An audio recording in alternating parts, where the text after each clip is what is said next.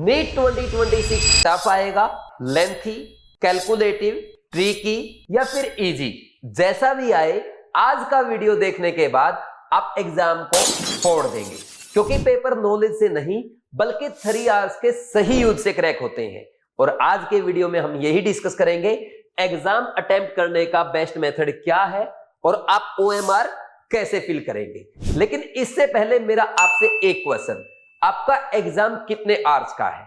आप में से मोस्ट ऑफ द स्टूडेंट्स का आंसर होगा सर 3 आवर्स का, लेकिन मेरा यह मानना है आपका एग्जाम 3 आवर्स का नहीं बल्कि 4 आवर्स का होता है। और इसमें सबसे पहला घंटा मोस्ट क्रिटिकल होता है, आपका पेशेंस चेक करता है, जो कि एक डॉक्टर का सबसे इंपॉर्टेंट कैरेक्टर होता है। तो आज के वीडियो में सबसे पहले हम यही डिस्कस करेंगे कि इन 4 आवर्स की प्लानिंग कैसे करनी है। देखो 4 आवर्स को हम डिवाइड करेंगे 2 पार्ट में। पहला होगा आपका 1 to 2 PM और दूसरा होगा आपका 2 to 5 PM। पहले पार्ट को मैं बोलूंगा कि ये आपका पेशेंस चेक करेगा। क्या होगा इसमें? आपको पेशेंस शो करना है। और दूसरे पार्ट में जो 3 आवर्स का पार्ट है, ये 3 आवर्स आपका ऑपरेशन थिएटर का पार्ट है, यानी इसमें आपको अच्छे से ऑपरेट करना है। तो स्टार्ट करते हैं इस पार्ट से, पहले 1 घंटे से।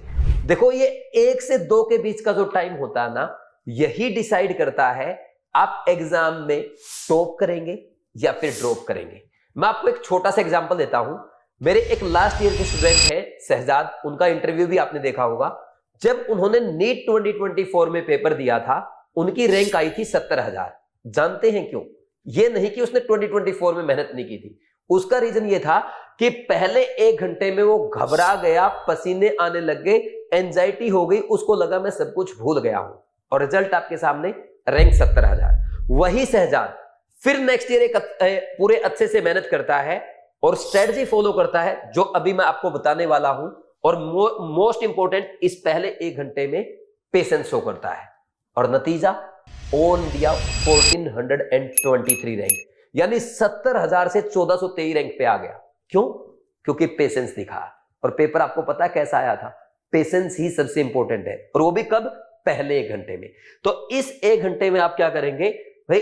आप रिलैक्स करेंगे। आपको ना घबराना नहीं है, आपको ओवरथिंक नहीं करना है, इधर उधर ध्यान नहीं देना कि एग्जाम हॉल में क्या चल रहा है। कोई बच्चा आपको ना ऐसे जल्दी जल्दी फॉर्मूला रिवाइज करता दिखाई देगा, किसी का हाथ पांव कांप रहे होंगे, कोई लंबी लंबी सांसें ले रहा होगा। आपको किसी को नहीं देखना है, आपको रिलैक्स्ड मोड में बैठना है और सिंपल आप अपने ब्रीथ पे फोकस करेंगे। और ब्रीथिंग में फोकस करते हुए बीच बीच में लॉन्ग ब्रीथ करते रहेंगे। लॉन्ग ब्रीथिंग का मतलब ये नहीं है कि आप बाबा रामदेव की तरह करेंगे, नॉर्मल से थोड़ा सा लेंथी, यानी अगर 1 सेकंड लगता है तो 1.5 या 2 सेकंड का ब्रीदिंग करेंगे। ठीक, फिर इसके बाद आता है आपका मोस्ट इंपॉर्टेंट पार्ट, जो आपका फोकस बढ़ाएगा। वो है आपको इस टाइम पे अपनी लाइफ के वो मोमेंट याद करने हैं जिसमें आप सबसे ज्यादा खुश थे।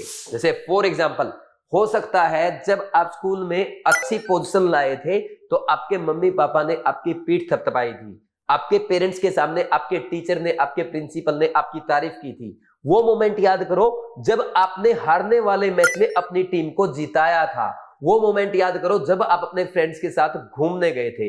वो मोमेंट याद करो जब आपने अपने एम को पाने के लिए अपने पूरे एफर्ट लगाए थे। वो मोमेंट याद करो जब आपने पूरे साल भर मेहनत की थी। यानी सारी अच्छी अच्छी चीजें याद करनी है। अगर आप ये करेंगे, इससे आपका फोकस बढ़ेगा, और जिसका एग्जाम में फोकस अच्छा होता है ना, बस वही एग्जाम का टॉपर बनता है। मेहनत तो सब करते हैं, लास्ट वीडियो में मैंने बताया था टॉपर और ड्रॉपर में ज्यादा डिफरेंस नहीं होता, मेहनत दोनों इक्वल करते हैं, बस टाइम मैनेजमेंट का डिफरेंस होता है और फोकस का डिफरेंस होता है। और टाइम मैनेज नहीं करते, रॉबिन शर्मा की बुक में लिखा है don't manage your time, manage your focus. कितनी अच्छी बात है। तो अगर फोकस अच्छा होगा, टाइम अपने आप मैनेज होगा, जिसका टाइम मैनेज होगा वही टॉपर है।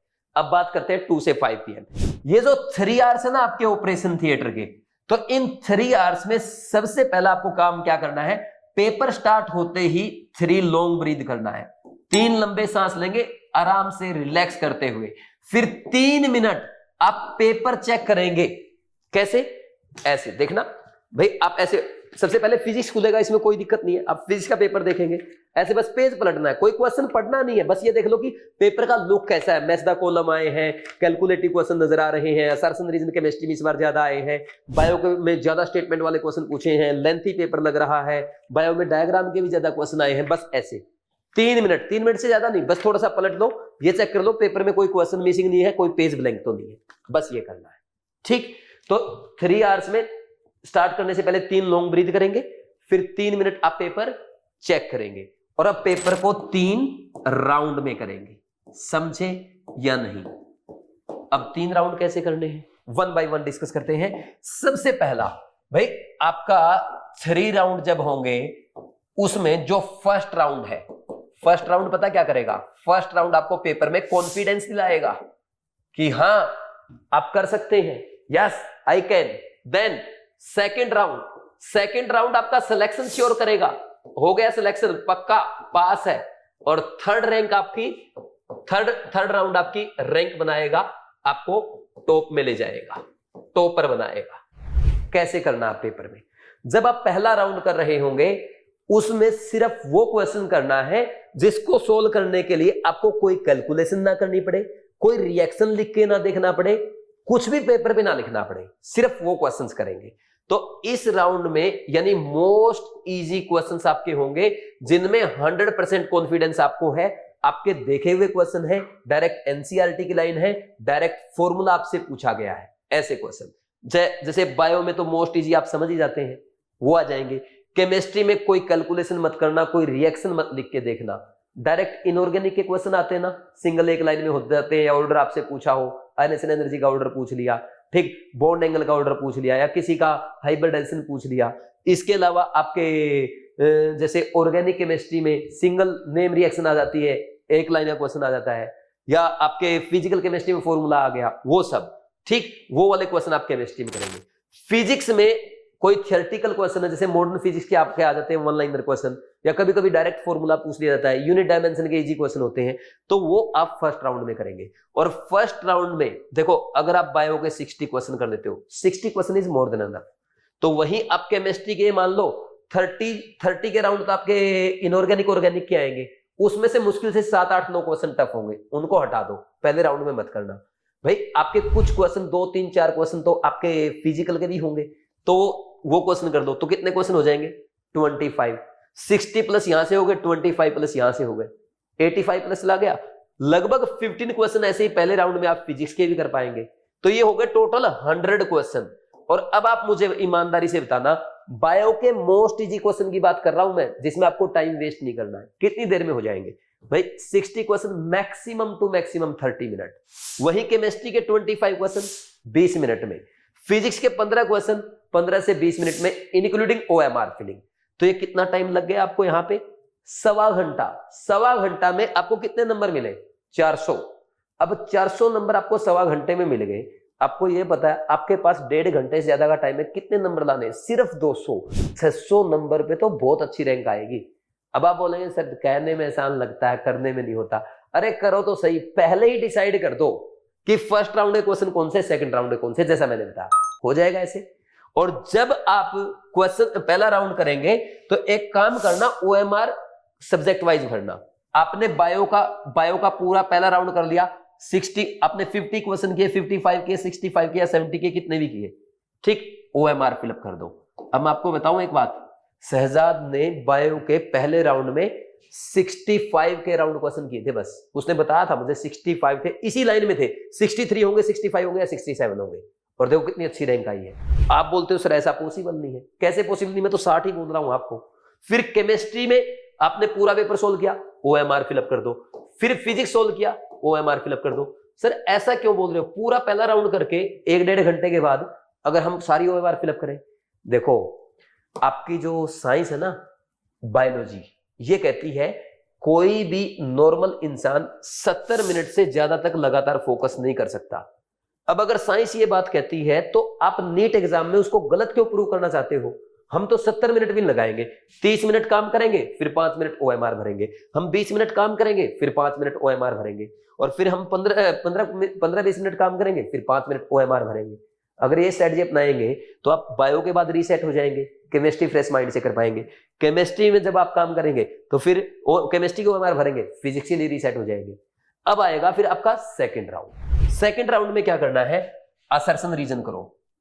ऐसे क्वेश्चन करो जिसमें स्टेटमेंट बहुत ज्यादा, जैसे बायोलॉजी में आती है ना आपकी कई बार 5 अगर आपका सीधा ये इनमें से कौन सी स्टेटमेंट करेक्ट है कौन सी इनकरेक्ट है, 4 में से पूछा है, वो पहले राउंड का क्वेश्चन है। अगर ऐसा आ गया 5 स्टेटमेंट दी है, इनमें से कितनी करेक्ट है या कितनी इनकरेक्ट है, 6 स्टेटमेंट है, 7 स्टेटमेंट है, 8 स्टेटमेंट है, तो उस क्वेश्चन को आप सेकंड राउंड में ले जाओ पहले ही। ठीक, 2 स्टेटमेंट वाला क्वेश्चन है, स्टेटमेंट 1 और 2 उसको पहले राउंड में रख लेना। ठीक, ये पहले डिसाइड कर लो। फिर इसके बाद आपको फिजिकल केमिस्ट्री में कैलकुलेशन मिल गई, कैसी, इजी कैलकुलेशन।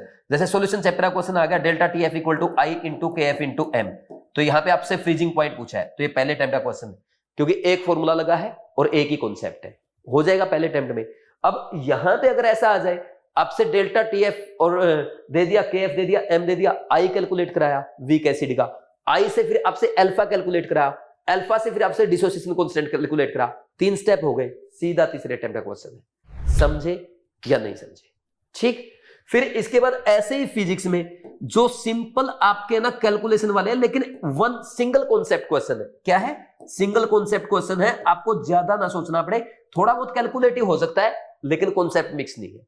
अब पता चला इलेक्ट्रोकेमिस्ट्री आपका इलेक्ट्रोस्टेट और मैकेनिक्स मिक्स है, उसको सेकंड राउंड में कर रहे हो, फिर फंसोगे, फिर आप टॉपर की जगह ड्रॉपर बनोगे, जैसा मैंने लास्ट वीडियो में बताया था। आप फिक्स कर दो ये चीज पहले ही। ठीक, अब आएगा आपका तीसरा राउंड। अच्छा सर, हमें कैसे पता चलेगा? पहले राउंड के तो हमने क्वेश्चन कर लिए, टिक कर लिए, सेकंड में कौन सा करेंगे, थर्ड में कौन सा करेंगे, ये भी क्वेश्चन सही है। तो आप एक काम करना, आपको असर्शन रीजन दिख गया, ज्यादा स्टेटमेंट दिख गई, फिजिकल का कैलकुलेशन का क्वेश्चन दिख गया, फिजिक्स का ऐसा क्वेश्चन दिख गया कि ये आपको किस में करना है भाई, सेकंड राउंड में करना है, छोटी मोटी कैलकुलेशन है, कर लेंगे। ठीक, तो सेकंड राउंड में जाएगा, तो सेकंड राउंड वालों को सबको सर्कल करते चलना, ताकि बार बार ये पहचानना ना पड़े कि सेकंड राउंड का या थर्ड राउंड का है। थर्ड राउंड वालों को कुछ मत करो। कुछ क्वेश्चन आपको ऐसे भी नजर आएंगे जिसमें आपका ना नया होगा, मतलब पहली बार देखा, यार ये तो पढ़ा ही नहीं है, यार ये कैसा प्रैक्टिकल केमिस्ट्री का क्वेश्चन आ गया, सुना ही नहीं था ऐसा। तो ठीक, तो उनको लिखोगे L, या बहुत ही खतरनाक क्वेश्चन आपको दिखे, ठीक, जैसे एक आध मैंने आपको मेजर टेस्ट में पूछे हैं, L लिख दो। L का मतलब या तो लास्ट में करेंगे, यानी लास्ट यानी बिल्कुल लास्ट के 15 मिनट, या उसको हम लीव करेंगे, क्योंकि यही क्वेश्चन होते हैं जो एग्जाम में एवरेज बच्चे को फेल कराते हैं। तो ये करते चलो, पहले टाइम के क्वेश्चन हो गए, दूसरे पे आपने गोला लगा दिया, ऐसे क्वेश्चन जो आपको नहीं करने, लीव करने या बिल्कुल लास्ट में करने, L लिख दिया, और तीसरे टाइम के क्वेश्चन ऐसे खाली छोड़ दिया, हो गया ना सेग्रीगेशन। अब इसके बाद आपको क्या करना है, ऐसे क्वेश्चन भाई जिसमें बायो के बहुत बड़ी बड़ी टफ और लेंथी स्टेटमेंट है, जैसे जेनेटिक्स में बच्चों को टाइम लगता है, तो आप यहां पे करो। रिप्रोडक्शन चैप्टर में आपको टाइम लगता है, वो तो आप ज्यादा जानते हैं ना कौन से चैप्टर में टाइम लगता है। ठीक, अब केमिस्ट्री में फिजिकल केमिस्ट्री का क्वेश्चन आपने देखा, इलेक्ट्रोकेमिस्ट्री का क्वेश्चन आया, उसने आपको लैम्डा m आपसे कैलकुलेट करा रखा है, लैम्डा नॉट इनफाइनाइट पे, इनफाइनाइट डायल्यूशन पे दे रखा है। ठीक, और फिर इससे कैलकुलेट करवाया आपका अल्फा, फिर अल्फा से कैलकुलेट कराया आपका डिसोसिएशन कांस्टेंट। यार 3 कैलकुलेशन हो गई, टफ क्वेश्चन नहीं हुआ क्या? केमिकल इक्विलिब्रियम में अजीब सी कैलकुलेशन आ गई, आपके थर्मो में बहुत पॉइंट्स में कैलकुलेशन आ रही है। आंसर ऑप्शन देख लो ना, ऐसे आंसर आ रहा है 3267.18, दूसरा ऑप्शन भी ऐसे है 4209.48। तो ये ऐसी कैलकुलेशन दिख नहीं रही आपको कि ये टफ है। ठीक, तो उसको बाद में करना है, थर्ड राउंड में करना है, हो सके तो लास्ट राउंड तक भी ले जाओ। ठीक, आपको फिजिक्स में बहुत मिक्स कॉन्सेप्ट आ गया। मिक्स कॉन्सेप्ट का मतलब कैसे भाई, मिक्स कॉन्सेप्ट में ऐसे हो गया, इलेक्ट्रोस्टेट भी है, मैकेनिक्स भी है, एसएचएम भी उसी में है, तो 2-3 कॉन्सेप्ट जहां पे है वो आपका थर्ड राउंड में होगा। आपने देखा क्वेश्चन तो मुझे आता है, लेकिन इसमें क्या है, डेरिवेशन करना पड़ेगा। जैसे आपका एटॉमिक स्ट्रक्चर का डेरिवेशन आ जाए, रेडियाई वगैरह के आता है ना, एनर्जी वगैरह के 1-2 क्वेश्चन आते हैं आजकल, मैंने आपसे मेजर टेस्ट में भी पूछे हैं। आपका फिजिक्स का कोई डेरिवेशन आ गया, वो थर्ड राउंड का क्वेश्चन हो जाएगा। तो अब तो आई थिंक सारे क्वेश्चन को मैंने सेग्रीगेट कर दिया है कि कौन सा क्वेश्चन आपको कौन से राउंड में करना है। ठीक, फर्स्ट राउंड में जब वो OMR भरेंगे, बायो किया OMR भरो, केमिस्ट्री किया OMR भरो, फिजिक्स किया OMR भरो। सेकंड और थर्ड राउंड की OMR साथ साथ फिलअप होगी। ठीक, ये बात ध्यान रखना। अगर आपने ये मेथड फॉलो कर लिया, देखो जो एवरेज बच्चा है जिसने मेहनत की है, भले ही आपके बीट के मेजर टेस्ट में 450 नंबर आए हो, मैं लिख के दे सकता हूं, नीट में आप 600 नंबर स्कोर कर लेंगे अगर आपने पेपर सिर्फ सही से अटेम्प्ट कर दिया। अलग से कुछ नहीं बोला। आपकी नॉलेज वही, आपकी मेहनत वही, बस पेपर सही से अटेम्प्ट कर दो। और लास्ट टाइम पे जो भी आपका पेपर अगर 1-2 बचा है वो करके जा रहे हो तो आप इस प्लानिंग से पेपर कर जाना, फिर देखना रिजल्ट कैसे नहीं आता है। 101% रिजल्ट आएगा। ठीक। और एक काम भाई, अब ज्यादा मत पढ़ो, अब आप सिर्फ अपनी मिस्टेक्स रिवाइज करो। सिर्फ एनसीईआरटी के वो हाईलाइटेड पॉइंट देखो जो बार बार आप भूल जाते हैं। आप सिर्फ फॉर्मूलाज देख के जाओ, या आप ऐसे वीक कॉन्सेप्ट को पढ़ो जो आपके मेजर टेस्ट में मिस्टेक हुए हैं। अब सब कुछ मत पढ़ो कि यार आज मैं बैठ के इनऑर्गेनिक निपटाऊंगा, इससे सिर्फ एंजाइटी होगी। रिवीजन करने से फेक कॉन्फिडेंस आता है। सही रिवीजन, इफेक्टिव रिवीजन, क्या गलती हुई है, क्या कमी है कॉन्सेप्ट में, कौन सी लाइन भूला हूं, कौन सा फॉर्मूले में दिक्कत है, वो याद करना, वो होता है इफेक्टिव रिवीजन। और यही आपको लास्ट टाइम पे करना है। तो मुझे उम्मीद है कि आप सारे बच्चे इस स्ट्रेटजी को फॉलो करेंगे और हमारा फर्स्ट राउंड में कॉन्फिडेंस बढ़ाएंगे, सेकंड में सिलेक्शन कराएंगे और थर्ड में टॉपर कहलाएंगे। या हाँ के ना? तो ऐसे 3 राउंड में पेपर अटेम्प्ट करना और टॉपर बन जाना। ठीक। और रही बात अब आपकी, भाई लास्ट टाइम पे मैंने बोल ही दिया, आपको ज्यादा मेहनत नहीं करनी है, खुश रहना है, ज्यादा से ज्यादा पानी पीना है, अच्छी नींद लेना है, अच्छा खाना खाना है, अपनी हेल्थ का ख्याल रखना है, एक अच्छे डॉक्टर की तरह पेशेंस रखना है, कूल रहना है, किसी के साथ जिद नहीं करना है। और एग्जाम के दिन आपको क्या करना है उसमें मैं अलग से वीडियो अपलोड करूंगा। अगर आप चाहते हैं सर ऐसी वीडियो बना दो कि एग्जाम के दिन हमारा पेशेंस पूरा पीक लेवल पे रहे, फोकस अच्छा रहे और कंसिस्टेंसी एग्जाम में बनी रहे, एक ऐसी वीडियो आप बना के दे दो, तो वो पूरा उस दिन का रूटीन आपको दे दूंगा। तो आप एक कमेंट सेक्शन में लिख देना डी डे, बस ये लिख देना डी डे। अगर आप लिखेंगे ज्यादा बच्चों का कमेंट आएगा, मैं वीडियो आपके लिए बना दूंगा। अगर नहीं आएगा तो कोई और इंपॉर्टेंट वीडियो बता दो। जो जो वीडियो आप बोलोगे मैं लास्ट टाइम तक आपके लिए अपलोड करता जाऊंगा, आपको मोटिवेट करूंगा, आपको गाइड करूंगा, आपका लास्ट टाइम तक साथ दूंगा।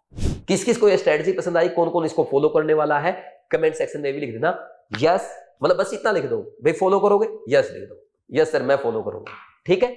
बाकी कोई दिक्कत है 9429693672 इस नंबर पे आप कॉल करके बात कर सकते हैं या कमेंट सेक्शन में पूछ सकते हैं। Thank you very much, all the best, God bless you.